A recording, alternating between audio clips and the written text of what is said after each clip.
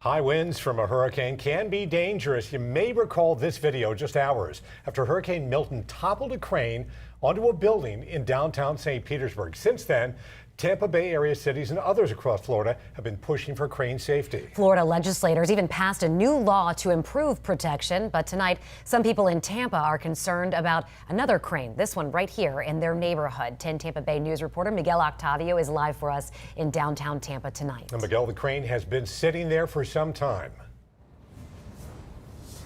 Dave, one person told us he noticed work for this apartment building behind me has been stalled for nearly 2 years now. The city says it is speaking with the construction company, but in the meantime, nearby workers here are holding their breath.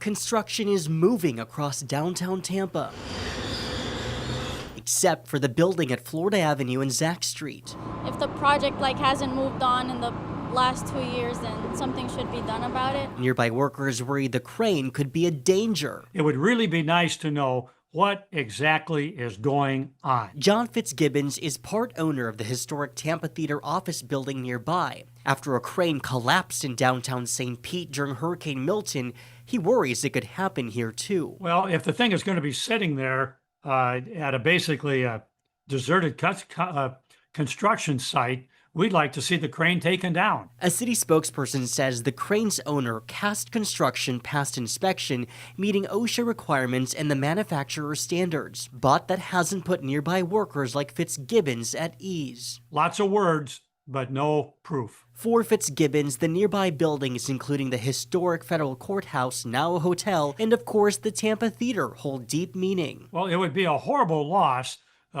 first if anybody was hurt or, God forbid, killed. As nearby workers await answers, they hope lessons from St. Pete help prevent tragedy in Tampa. I think if there's evidence that something like this was a risk in St. Pete and it ended up causing damage, then we should learn from that and just apply that to the future. Now, we called and emailed the construction company. In the meantime, the city also shared with us their hurricane preparedness plan. It shows how they plan to secure the crane in case a major storm were to hit. This is all part of the requirements under the new law that was passed this year. Reporting live from downtown Tampa, Miguel Octavio, 10 Tampa Bay News.